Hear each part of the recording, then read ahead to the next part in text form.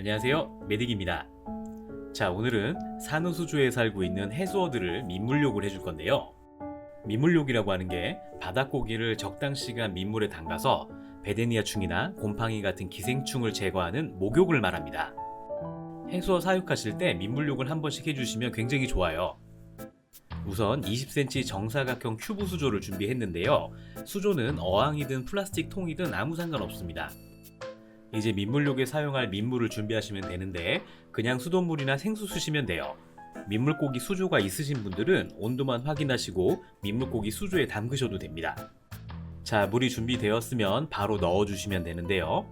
물고기 종류마다 목욕 시간은 조금씩 달라지겠지만 대략 한 10분 정도 하시면 됩니다. 저 같은 경우 나비고기도 한 7, 8분 정도 했었어요. 이 산호수조에 있던 옐로탱이 구입 시부터 몇 년 동안 단 한 번도 민물욕이나 100점 치료를 하지 않았다고 하니까 눈에도 보이는 병균들이 엄청나게 나와야 되는데 몸에서 나오는 게 아무것도 없네요. 민망할 정도로 옐로탱은 너무 튼튼했던 것 같고. 자, 그럼 우리 니모도 한번 해볼까요? 이 퍼큘러 크라운들도 질병이 참 많은 종류죠. 이놈들도 알게 모르게 기생충이 많으니까 한번 두고 보죠. 이게 이놈들이 거의 여기서 살 기세네요. 20분이나 민물욕을 했는데 눈에 보이는 기생충이 하나도 없어서 건져냈습니다. 이상하다, 이게 아닌데. 이제 백전개의 아버지 블루탱을 한번 해볼까요? 크기도 크지만 요놈이 단 한 번도 약물 치료를 받지 않은 녀석이라서 병균이 엄청나게 많지 않을까 싶습니다. 이 녀석 몇 분 지나니까 바로 들어 눕는데요. 처음 민물욕 하시는 분들은 많이 놀라실 텐데 전혀 걱정하실 필요 없습니다. 몸에서 뭔가 나오네요. 응가를 했네요. 네, 뭐 흔히 있는 일입니다. 민물욕을 하면 응가를 하기도 하는데 이것도 자연스러운 현상입니다. 요놈 요거 응가하면서 누워가지고 동정짐을 유발하는데 살짝 건드려보면 아주 팔팔하죠. 이렇게 10분을 더 민물욕을 해주었는데 기생충은 나오지 않고 자꾸 응가물만 먹게 되어서 그냥 빼주었습니다. 이게 아닌데, 이 산호수조가 물을 잡은 지 굉장히 오래돼서 많이 안정화된 게 아닌가 싶어요. 애들이 엄청 건강하고 튼튼합니다. 그런데 사실 눈에 보이는 기생충이 안 나와서 그렇지 눈에 보이지 않는 작은 기생충들은 많이 빠져나왔을 거라고 생각이 돼요. 원래는 기생충을 제거해서 보여드리고 현미경으로 촬영까지 하려고 준비를 다 해놨는데 사육하는 선배님께는 굉장히 기쁜 소식이지만 이 콘텐츠는 망했네요. 그런데 영상을 이렇게 마무리하면 아쉬우니까 다른 영상을 하나 더 보여드리겠습니다. 이건 바닷물이고요. 우리 작은 토종 해수어들이 한 번에 곤쟁이를 몇 마리까지 먹을까? 이건 제가 개인적으로 테스트하려고 촬영한 영상인데 나름 재밌어서 보내드립니다. 물고기들마다 기본적으로 곤쟁이 10마리씩 주면서 30분간 몇 마리나 먹는지 확인했습니다. 여기에 나오는 해수어들은 수조에 투입하고 약 한 2시간 정도 뒤에, 그러니까 어느 정도 수조의 안정화를 찾은 다음에 곤쟁이를 주었습니다. 수호는 모두 동일하게 진행했고요. 한 종의 실험을 마치면 곤쟁이와 잔여물은 깨끗하게 청소하고 다음 물고기를 넣어줬습니다. 우선 7동갈 망두. 자, 이제 몇 마리나 잡아먹는지 한번 보시죠.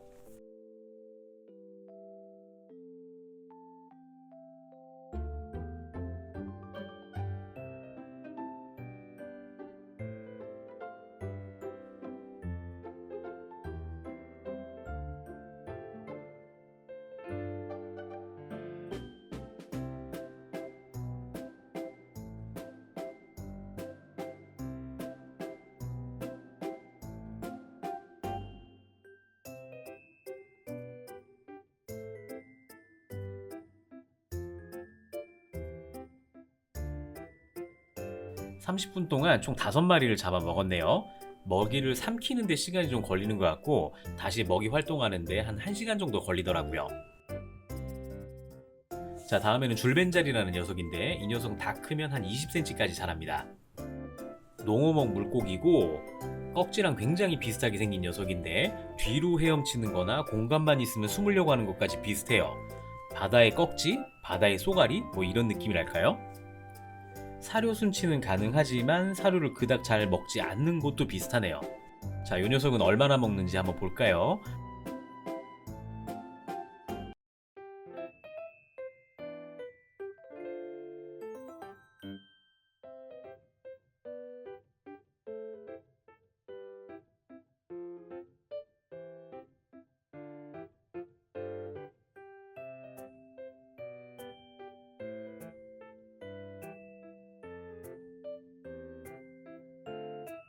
확실히 덩치가 조금 커서 그런지 한 8마리 정도 잡아 먹었고 그 후에도 10분에 한 마리씩은 계속 사냥하더라고요. 자, 다음에는 조금 작은 범돔입니다. 먹이 반응 자체는 언제나 가장 격렬한 녀석인데 몇 마리나 잡아 먹을까요? 곤쟁이가 들어가니까 가장 흥분한 모습을 보여주는데요.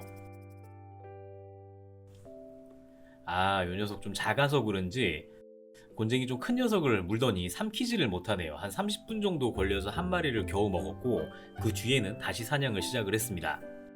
다음에는 작지만 강한 두줄망둑. 이놈이 성격이 보통이 아니에요. 범돔이나 일곱동알 망둑도 때리고 다니는데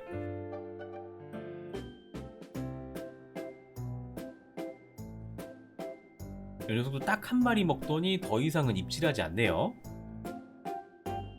자, 이제 마지막은 지난번에도 소개해드렸던 그물코지치. 이 녀석은 확실하게 좀 다르죠. 먹이를 한꺼번에 삼키기도 하지만 강한 턱으로 조각을 내서 씹어먹는데 10분도 안 돼서 곤쟁이 10마리를 전부 다 잡아먹었고요. 그 뒤로 13마리를 더 잡아먹어서 30분 내에 26마리를 잡아먹었습니다.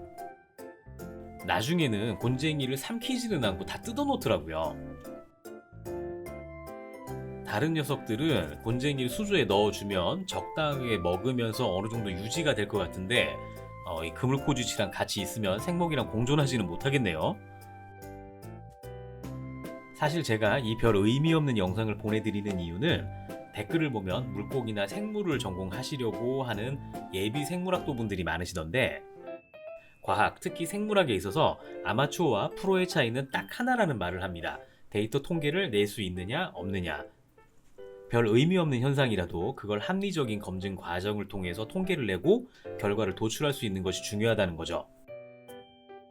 생물 하나를 사육하더라도 의미 없는 사육이 아닌 내 자료, 내 재산이 될 수 있도록 의미 있는 사육과 실험을 같이 병행한다면 분명히 괄목할 만한 좋은 결과물들이 많이 나오실 거라고 생각합니다. 자, 이상 실험을 망친 메딕의 넋두리였고요. 제가 이런 자잘한 실험 영상과 소팅 영상들이 많은데 댓글에 아루뭉이라고 적어주시면 영상을 자주 올리라는 의미로 받아들이겠습니다.